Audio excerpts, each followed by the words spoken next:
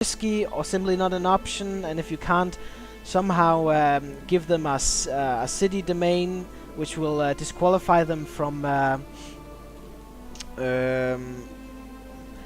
getting your titles, then what you can do is click your heir, grant him a landed title, and then grant him I think it's this, yep, grant him a domain, and this button pretty much means that I also give him all the other holdings in that title in that county, because vassals, if you give somebody a duchy and you still have some counties in that duchy, then he'll dislike you if you do not give him, because he desires those duchies.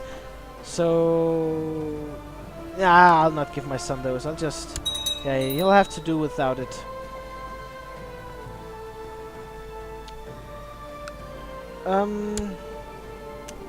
Now my chancellor just died, I think, so I'll just pick a new one, and I don't know what I want to use him for. I was thinking of, yeah, well, I think I'll send him to fabricate claims in Napoli. He doesn't have any allies or anything, so I'll, and then I can now grant him a duchy. Now the smart thing about this one is, if I grant him the duchy, that means he'll be independent, yes, but he's still my heir. And since this is my primary title, then the other children will get squat. But yeah, now I just have to wait and die. That's really, yeah, I think I'll wait and die before I do anything. And here I'm gonna pick a new marshal. I'll just wait and die. Now there is a risk by doing that, because as I said before, you only control one character. So if he gets attacked, or if he does something completely stupid, then that could be very bad. So right now I'll just wait for him to die. I can usurp a title, I don't want to do that. So yeah, I'll just wait right now.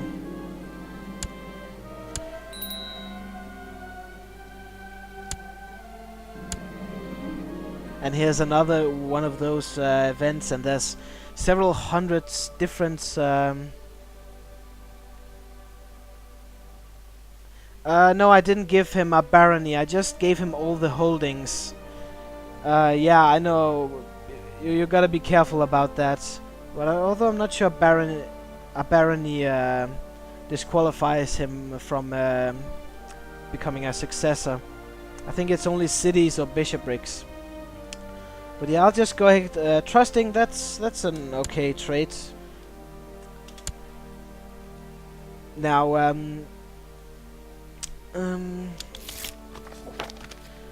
okay, now my marshal, he was, yeah, he was apparently training some peasants in my main, in my capital, and he came out for an accident. My liege, I implore you you to send me to another province. The nitwits of Apulia have already cost me an arm. I don't want to lose any more limbs, just because they don't know the back from the front of an arrow. Some of these are actually quite hilarious.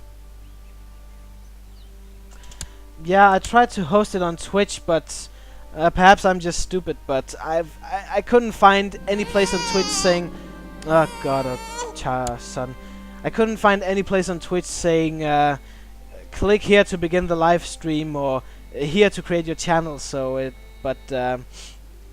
I'll check it out at some point. So yeah, I don't really feel like going into detail about marrying her, so I'll just say, yeah, marry this one. I don't care. So now I'm a little bit worried because I have become a little more weak.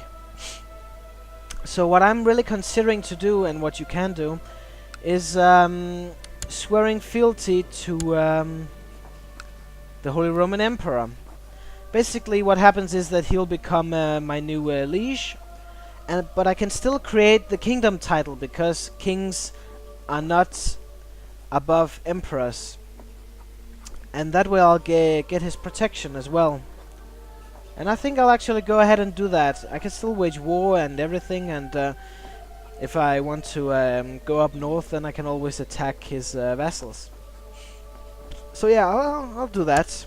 So now I'm just waiting for a response to the heroic Duke of blessings upon your house. I accept your vassalage. So now I have additional protection as well as against infidels, because there's a lot of them down here. Now, yeah, I think let's go ahead and attack something. Yeah, just I'm gonna play it safe this time, and the Sheikh of Malta, he doesn't have any allies, and he only has one province. I think his province holds like 300 soldiers, and they are part of the Kingdom of Sicily. So now this is very important. Again, another CK feature in general. You cannot declare war if you have your levies raised. For instance, if many people would think, okay, let me get ready to war. I'm gonna raise my levies. I'm gonna get them all together. Okay, now I'm ready. Let's kill him. Let's attack him. And then you're like, wait, why can't I attack him? Because you cannot declare war if you have raised any army levies. That's why. So I'll just go ahead and unraise them. I'll declare war. He doesn't want vassalage. So I'll declare holy war for Sicily. Now you can see if we win this, I get everything that he owns. If we make a white peace, I lose 50 piety and lose 100 prestige because I failed. And if I end up by losing the war, then I lose a lot of piety and a lot of prestige because I failed a lot. But I'm not too I'm not worried about that. So I'll just send him a declaration of war, and we can see down here in this corner, we can see what the war is called, what type of war it is. It's a holy war, when it started, the war score, battles and occupation, and the contested title, and any supporters of either side are gonna be here or here, and here you can see records of battles. Now, one important thing about the war score is, now my goal is to attack and occupy Malta. Let's say if somehow this war just drags out for years, then he will, even though I defeat his armies or seem to be on the winning edge, I will have much lower war score. I will probably be in minus because I have not yet succeeded in getting to my objective. And likewise, if I'm a defender and the region is falling, which I'm supposed to defend, if it has fallen, then my opponent will get a huge war score bonus, which is bad for me. But yeah, let's go ahead and before I raise my levies and before you raise your levies, go to your marshal and ask him to train troops. It will increase the levy size by 30% and levy reinforcement rate.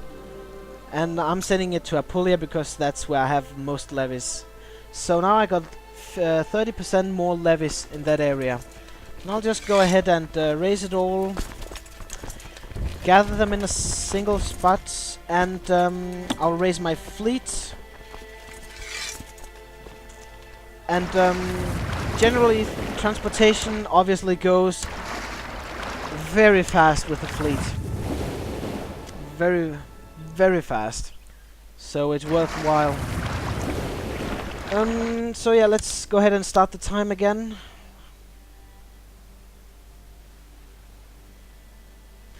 And also a little tip, especially if you're in a very in a war where you really wish you could see enemy movements. If you send your spy master to study technology, let's say I'll just send him to Malta, then I can see a fairly large area and I can see how many men he's got, and I might be able to see something somewhere else. I can see if he's getting ready to move his men somewhere.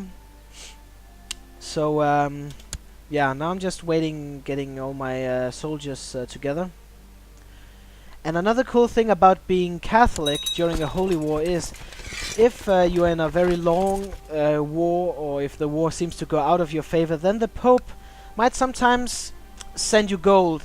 He can send you 200 gold. I mean, once I played the Kingdom of Georgia, which is not a very good starter kingdom. If you're a new player, don't do it. I was basically being attacked by Seljuk Turks, Turksmen, and somebody over here. And I was losing, but suddenly the Pope said, hey, good job, here's 200 gold. Keep up the good work. And I could pay for mercenaries, and I won. So yeah, let's just send them over here.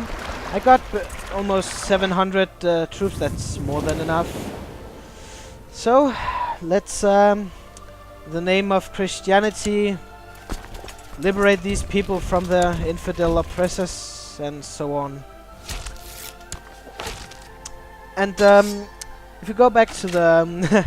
yeah, this is one of the times where a courtier, or in this case my nephew, he claims he'll be a much better marshal. So I'm just gonna take a look at the martial skill, and I'll take a look at my martial skill. And my nephew has one more skill. It doesn't make that big of a difference, but yeah, why not? But you can see the opinion of your former marshal will naturally become lowered, or you can that option is basically just a way to stall it all. So yeah, and otherwise you can say, shut up, don't tell me how to do my work. And the guy who is asking will lose prestige, and you'll lose relations with him. But yeah, why not? He's my nephew, he's a family, he's better, so I can't see why not. And remember, each time you change an advisor, then you'll have to reassign him to the job. So that took me a while to understand in when I first played. So yeah, you can also see that terrain modifiers. I'll quickly pause again. You can see, because this is an amphibious landing, then I get huge penalties. And since he is in a mountainous area apparently, then he gets some bonuses. But don't worry, we'll still win. Now you can see here in the battle screen, and this is very technical, it's not really that interesting, but you can see how many soldiers you lose average on a day. You can see your fronts, the strength, and what they're doing at the moment. And there are basically 3 phases of combat. There's the skirmish phase, where your I think it's your archers who are and light cavalry who are fighting. And then if we start the time again, yeah, and he's just asking for he wants to become the guardian of my child. Yeah, why not? So yeah, and now we are in melee phase. This is really where all our heavy infantry, pikemen, and knights, and all that, they're really yeah, I mean, you can about organizing who's leading them. Now, nobles at that time, they were really stubborn. Nobody should...